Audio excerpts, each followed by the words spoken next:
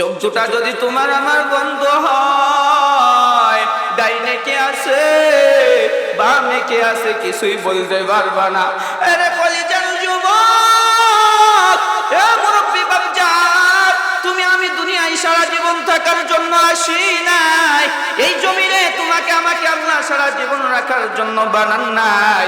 এ কলিজার যুবক, তোমার যখন হায়াতটা ফুরে যাবে এই জমিনে থাকতে পারবা না, থাকতে পারবা না। কারণ বড় বড় যারা নাস্তিক যারা ছিল, যারা বেঈমান ছিল, কাফির ছিল, তারাও চাইছিল জমিনের মধ্যে থাকতে, কিন্তু থাকতে পারে নাই। কথা বলেন ঠিক কিনা? সাজ্জাদ চাইছিল যেতে দুনিয়ার মধ্যে থাকবে, এমনকি এই সাজ্জাদ ইতিহাসের মধ্যে পাওয়া যায় এত সুন্দর একটা সুন্দর করে জান্নাত বানাইছে, কিন্তু আল্লাহ বলেন তুই জান্নাত বানা যাইবা না, তুমি গেটের উপর নাই যাইতে তোমারে আমি টান দিব। কথা বলেন ঠিক কিনা? বড় বড় ফিরাউন কাফের যারা ছিল এই সমস্ত ব্যক্তিরা জমিনে বাঁচতে চাইছে, কিন্তু রে বাপজান কেউ বাঁচতে পারে নাই, কেউ জমিনে বাঁচতে পারে নাই। এর নবীর আশিক উম্মতের দল, এই জমিন থেকে তোমাকে বিদায় নিতে হবে, আমাকেও বিদায় নিতে হবে। আমার নবী জানিয়ে দেন, এ বান্দা, জমিন থেকে যখন বিদায় নিবা, জমিন থেকে বিদায় নেওয়ার সময় তোমার গাড়ি আর তোমার বাড়ি তোমার কিছুই যাবে না, তোমার বন্ধু তোমার সাথে যাবে না। কথা বলেন ঠিক কিনা? আওয়াজ দিয়ে বলেন ঠিক কিনা? কেউ যাবে না রে ভাই, তোমার বাবা যাবে না, ভাই যাবে না, কেউ যাবে না। এর নবীর আশিক উম্মতের দল চোখ দুটো বন্ধ হয়ে যাওয়ার পর, যেমন তুমি ইশারের সালাত আদায় করার পর বাড়িতে ঘুমাইছো রে বাপজান, ঘুম যাওয়ার পর ফজরের সময় হয়ে গিয়েছে, তোমার বিবি সাহেব তোমারে ডাকতেছে, এ আব্দুর রহমানের বাবা একটু ওঠো, এই আব্দুল কুদ্দুসের বাবা ওঠো, কিন্তু তোমার বিবি সাহেব ডাক দেয়, তুমি মরে যাওয়ার কারণে তোমার শরীরটা ঠান্ডা হয়ে গেছে, ঠান্ডা হয়ে গেছে। এই ঠান্ডা শরীর যখন হয়ে গেছে, স্ত্রী তোমার চিৎকার দিয়ে ডাক দিয়ে বলবে, ও সন্তানেরা কই, আয় আয় আয়, তোর বাবা তো আর নাই। এর নবীর আশিক উম্মতের দল একটাবার চিন্তা করে দেখেন, চোখ দুটা যদি বন্ধ হয়ে যায়, তোমার হায়াতটা যদি শেষ হয়ে যায়, দুনিয়ার কি পরিস্থিতি হবে একটু দেখো রে বাবাজান। এর নবীর আশিক উম্মতের দল স্ত্রী ডাক দেওয়ার পর ওই সন্তানগুলো এসে দেখবে, বাবা তো আর দুনিয়ায় নাই, বাবা দুনিয়ায় নাই। যখন দেখবে সন্তানগুলো ওই যে বাঁশ বাগানে যাবে বাঁশ কাটার জন্য, আবার সন্তান যাবে দোকানের মধ্যে কাপড় নিয়ে আসার জন্য, এর নবীর আশিক উম্মতের দল একটাবার লক্ষ্য করে দেখেন রে বাপজান, যদি চোখ দুটা বন্ধ হয়ে যায় দুনিয়ার সবাই পর হয়ে যায়। কথা বলেন ঠিক কিনা? আরে কলিজার বাপজান, গভীর মনোযোগ দিয়ে শোনেন রে বাপজান, তোমার শরীরটা ঠান্ডা হয়ে যাওয়ার পর, তুমি মারা যাওয়ার পর তোমার সন্তানগুলো বাঁশ বাগানে যাবে, কেউ আবার মসজিদের মধ্যে আযান করবে, ওই অমুক আর দুনিয়ায় নাই। আরে বাপজান, যখন তুমি দুনিয়া থেকে চির বিদায় নিয়ে যাবা, দুনিয়া থেকে কিছুই নিয়ে যাইতে পারবা না, শুধুমাত্র পুরুষদের জন্য 3টা কাপড় আর মা বোনদের জন্য 5টা কাপড়। যেই কাপড়গুলো কিনে দিবে গো, ওই কাপড়গুলো দামি দামি কাপড় নয়। কথা বলেন ঠিক কিনা? আরে বাপজান, চোখ দুটা যদি বন্ধ হয়ে যায়, ওই আপন সন্তানগুলো তোমার কাছে আর থাকবে না। এরে কলিজার যুবক, একটাবার লক্ষ্য করছো নি, চোখ দুটা যদি বন্ধ হয়, ওই কবরের কাছে যা, কয়দিন 2-1 দিন যাইবে তোমার সন্তানগুলো, কিন্তু রে বাপজান তোমার কবরে তোমাকে একা একাই যাইতে হবে। এ কলিজার যুবক, মুরব্বি বাপজান, একটা গভীর মনোযোগ দিয়ে শোনে, ওই কবরের মধ্যে কেউ যাবে না, কেউ তোমার আপন হইবে না।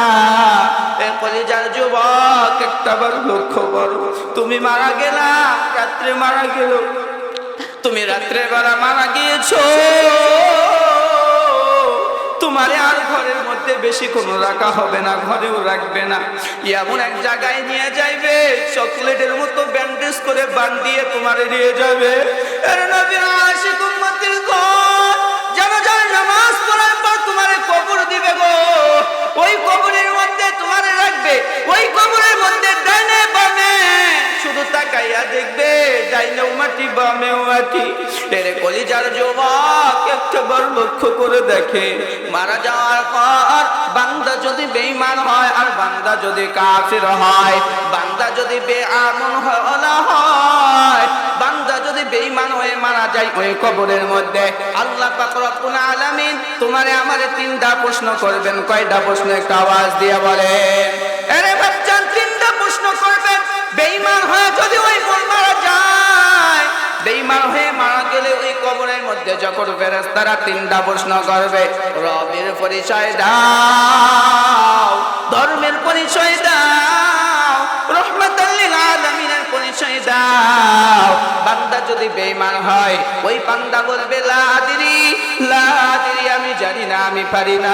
এর নবীর আশিক উম্মতের দল যখন প্রশ্নের উত্তর দিতে পারবে না, প্রশ্নের উত্তর না দিতে পারলে দুই পাঁচজনের মাটিগুলো এমন জোরে চাপা দিবে গো, এক পাঁচজনের হাড়গুলো আরেক পাঁচজনে চলে যাইবে। গুনাহগার ব্যক্তি খালি চিৎকার করবে আর বলবে, আল্লাহ আমারে একটাবার সুযোগ দাও, আমি আর একটাবার কবর থেকে বাইরে হয়ে যাবে, আমি ভালো আমল করব। আমার আল্লাহ ডাক দিয়ে বলবেন, ওই বান্দা তুমি কি উলামায়ে কিরামের কথা শোনো নাই? তুমি শোনার পরেও কেন তুমি ঈমানওয়ালা হলো না? তুমি উলামায়ে কিরামের কথা শোনার পরেও তুমি পাঁচ বেলার নামাজ ঠিকমতো কেন পড়লা না? তুমি আলেমদের কথা শোনার পর, মসজিদের ইমাম সাহেবের কথা শোনার পর রমাদান মুবারক মাসে কেন রোজা রাখলা না? এর নবীর আশিক উম্মতের দল ওই বেঈমান কাফিরের কবরটা যখন জাহান্নামে পরিণত হয়ে যাবে, জাহান্নামে পরিণত হয়ে যাওয়ার পরে বাবজান আমার নবী হাদিসের মধ্যে বললেন, আল কবরু রাউযাতুম মিন রিয়াজিল জান্নাহ আও হুফরাতুম মিন হুফারিন নার। আল্লাহর নবী বলেন, যারা বেঈমান হয়ে কাফির হয়ে যারা মারা যাবে তাদের কবরটা হবে জাহান্নামে পরিণত। জোরে বলেন না নাউযুবিল্লাহ। আরে বাচ্চারা, কলিজার যুবক, আর যদি তুমি মারা যাও ঈমানওয়ালা হয়ে নেক আমল করে যদি মারা যাও, ওই কবরের মধ্যে ফেরেশতারা প্রশ্ন করার পর সঙ্গে সঙ্গে তুমি প্রশ্নের উত্তর দিতে পারবে গো। আর প্রশ্নের উত্তর দিতে পারলে আল্লাহ তোমার জান্নাতের ব্যবস্থা করে দিবেন। চিল্লিয়া বলেন না সুবহানাল্লাহ।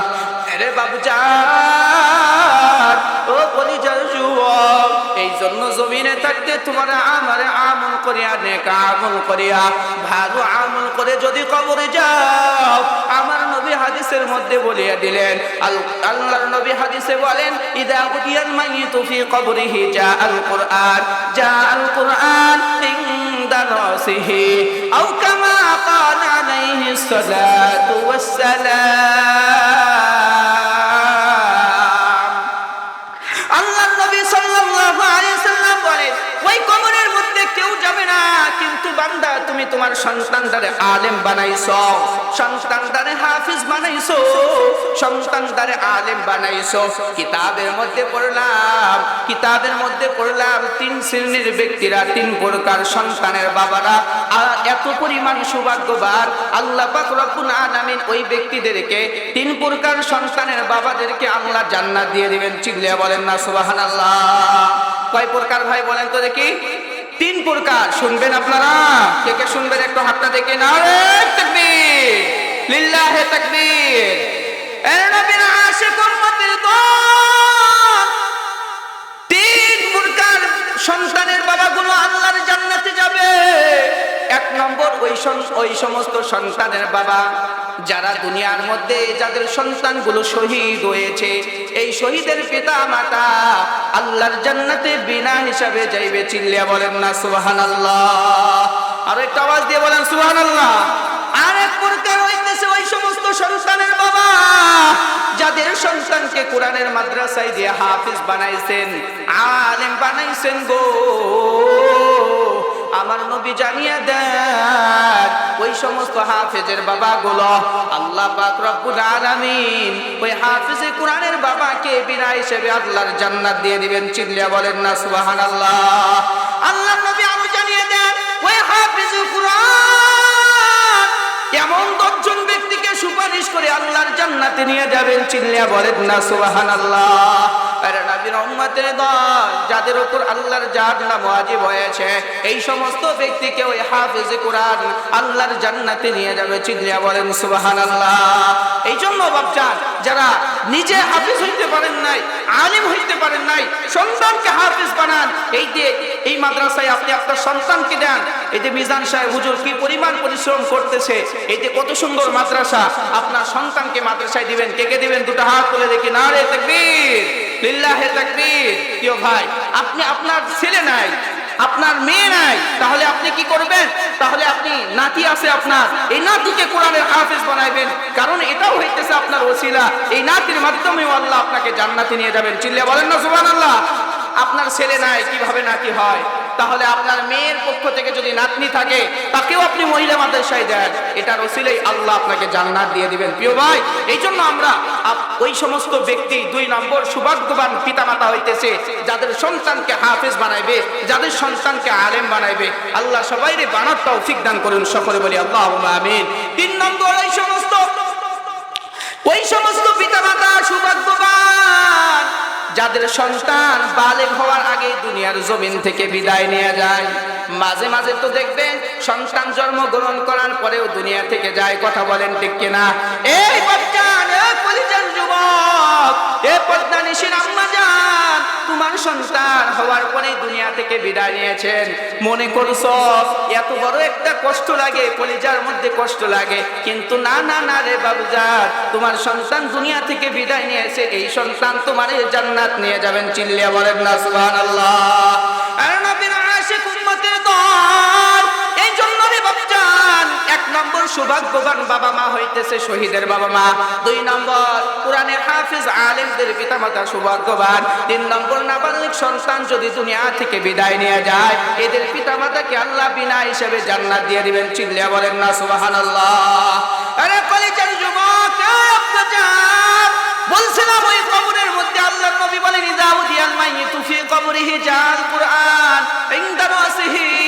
আল্লাহর নবী সাল্লাল্লাহু আলাইহি সাল্লাম বলেন, ইযা উদিয়াল মাইয়িতু ফি কবরিহি জাল কুরআন, মুর্দাকে যখন কবরে রাখা হয়, ইযা উদিয়াল মাইয়িতু ফি কবরিহি জাল কুরআন, আল্লাহর নবী বলেন ওই সমস্ত বান্দা বান্দির কাছে কুরআন তার মাথার কাছে আসিয়া তার জন্য সুপারিশ করেন। চিল্লিয়া বলেন না সুবহানাল্লাহ।